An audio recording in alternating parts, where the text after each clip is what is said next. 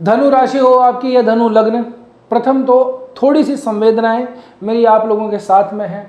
और दूसरी बात यह है कि समय चुनौतियों का तो है ही, चैलेंजेस का है, लेकिन अब इनको अवसर में कन्वर्ट करना है, इनको अपॉर्चुनिटी में कन्वर्ट करना है, या इन चुनौतियों का डटकर मुकाबला करना है, या फिर हार के भाग जाना है, इसका निर्णय आप ही को करना है। नमस्कार, मैं हूं एस्ट्रोलॉजर रतन सिंह। स्वागत करता हूं आपका अपने चैनल कुंडली शास्त्र में।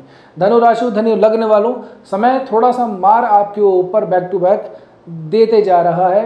कुछ समस्याएं हैं जो समाप्त होने का नाम ही नहीं ले रही हैं।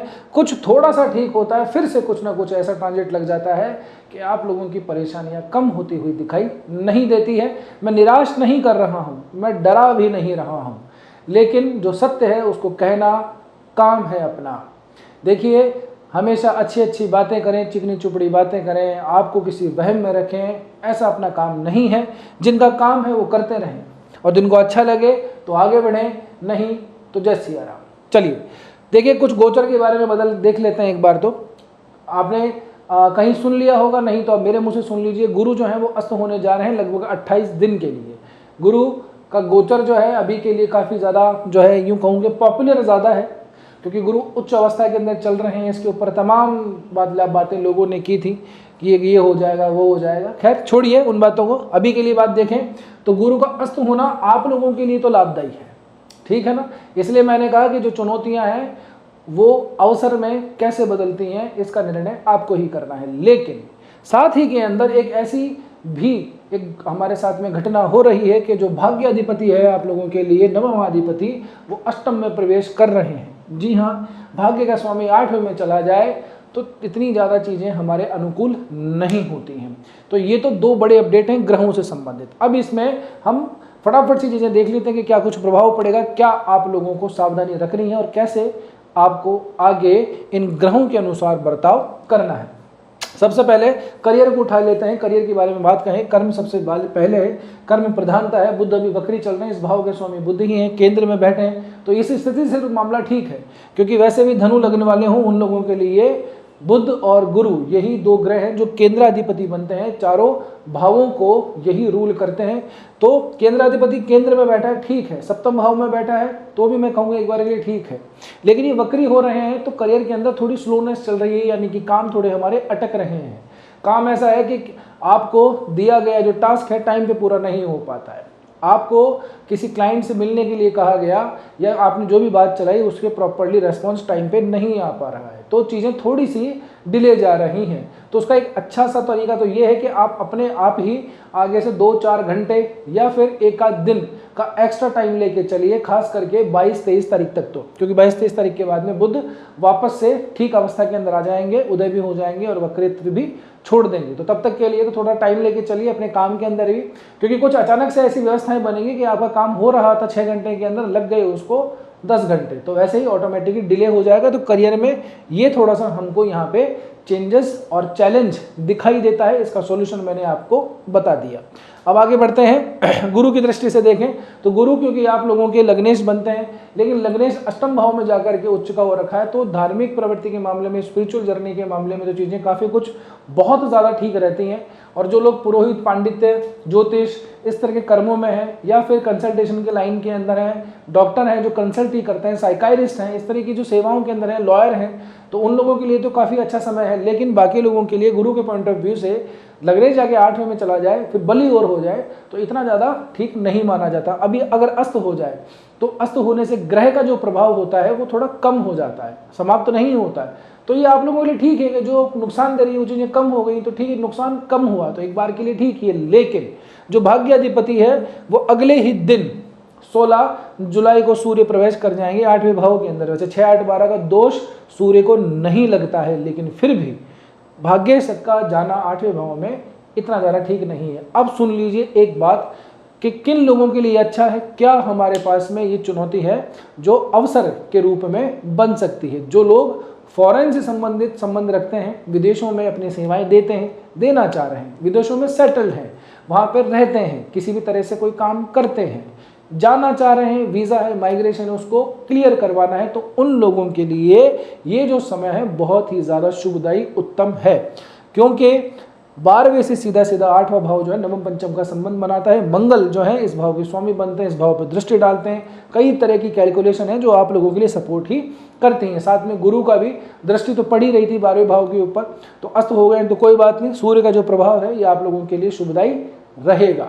तो जिन लोगों का भी काम इस तरीके का है वो अपने काम को तुरंत प्रभाव से आगे बढ़ाइए, परिणाम जरूर से मिल जाएंगे। दूसरी बात, जिन लोगों का काम टूरिस्ट एजेंसी से या ट्रैवल एजेंसी से रिलेट करता हुआ है, यात्राएं जो लोग प्रोवाइड करवाते हैं, गाइड हैं, ऐसे लोगों के लिए भी ये समय काफ़ी कुछ शुभदायी रहने वाला है। ठीक है ना। अच्छा लेकिन बाकी लोगों के लिए मैं ये कहूँगा कि 17 जुलाई तक का जो समय है, स्पेशली इस वीक के अंदर, वो थोड़ा सा भाग्य का रेस्पॉन्स थोड़ा सा हमको कम दिखाई देता है। 17 जुलाई के बाद में बड़ी एक गुड न्यूज़ है, वो मैं भी आपको बताता हूँ। 17 जुलाई के बाद में क्या होगा कि जो शुक्र है वो पूर्वा फाल्गुनी नक्षत्र के अंदर प्रवेश करेंगे। अभी ये केतु आपके भाग्य भाव में चल रहे हैं, तो ये वैसे ही राम भरोसे चीज़ें हैं। फिर उसके साथ में शुक्र भी मघा नक्षत्र में ही चल रहे थे। मघा को जैसे ही क्रॉस करेंगे पूर्व फाल्गुनी नक्षत्र के प्रथम चरण में आएंगे। पूर्व फाल्गुनी नक्षत्र शुक्र का ही नक्षत्र है और इसका प्रथम चरण में जब रहेंगे तो शुक्र वर्गोत्तमी हो जाएंगे। जी हाँ, शुक्र का वर्गोत्तमी होने का अर्थ है कि नवमांश में देखोगे तो शुक्र आपको भाग्य भाव में ही मिलेंगे।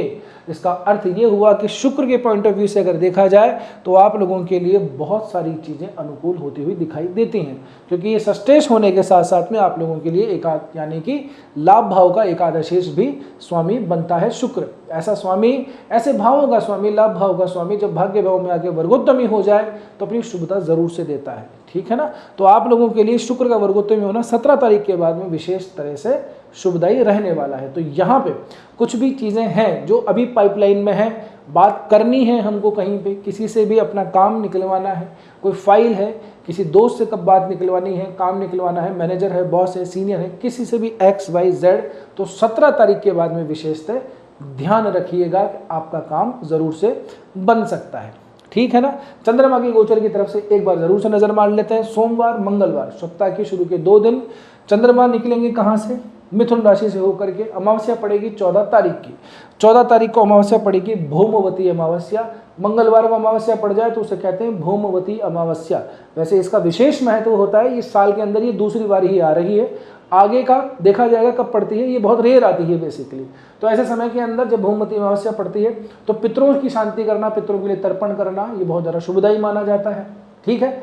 उसके अलावा जो हमारी नदियाँ हैं उन नदियों के अंदर स्नान करना, किसी तीर्थ कुंड के अंदर स्नान करना भी शुभदायी माना जाता है। तो आप इसका उपयोग देख लीजिएगा। यदि आपके कोई पितरों से संबंधित कोई समस्या है तो उसका सॉल्यूशन इस दिन विशेषतः किया जाता है, ये बात ध्यान रखिएगा। ठीक है। इसके बाद में आगे चंद्रमा बढ़ते हैं तो देखिए गुरु, चंद्रमा और सूर्य तीनों का मिलन हो जाए, कहनी क्या बात। लेकिन 8वां भाव पड़ता है। चंद्रमा 8वें भाव के लिए ठीक नहीं है, खुद का ही घर है चंद्रमा का, लेकिन फिर भी इतना ज़्यादा हमको अच्छा रेस्पॉन्स नहीं दे रहा।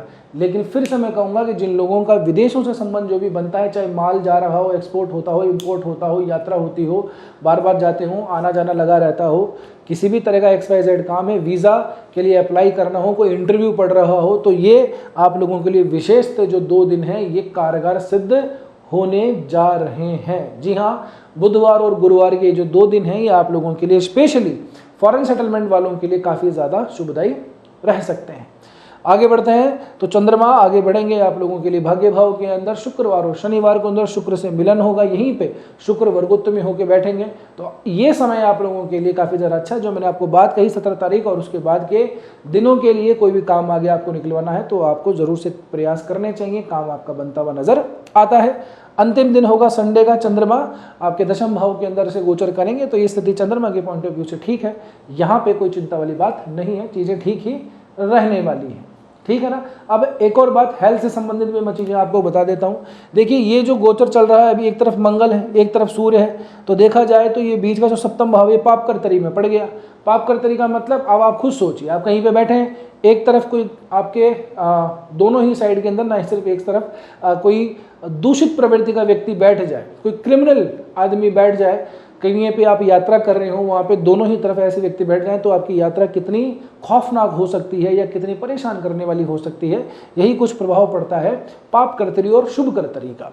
तो एक तरफ हालांकि मंगल और सूर्य जो है इनको मैं क्रूर ग्रह कहना ज़्यादा पसंद करूंगा, पापी ग्रह तो मैं नहीं कहूँगा, लेकिन फिर भी इनकी क्रूरता का तो क्या है, जगजाहिरी है, जो शॉर्ट टेम्पर्ड रहते हैं थोड़े से। तो दोनों तरफ एक सूर्य और मंगल की वजह से व्यापार, दाम्पत्य, इन चीज़ों के अंदर थोड़ा सा हमको तनाव दिखाई देता है, गर्मी थोड़ी सी ज़्यादा दिखाई देती है, ज़रा सी बातों पर बहस हो सकती है। बुध ऑलरेडी वक्री चल रहे हैं, तो अपनी भाषा, अपनी वाणी पे, खास करके अपने बिजनेस पार्टनर के साथ, अपने लाइफ पार्टनर के साथ में थोड़ा सा नियंत्रित करके बात कीजिएगा। जबान फिसलते हुए देर नहीं लगती, जोश उन्माद के अंदर आकर के कुछ गलत सलत कह दिया तो देखिए मार जो है वो तो आदमी भूल जाता है, बातों को नहीं भूलता, है ना।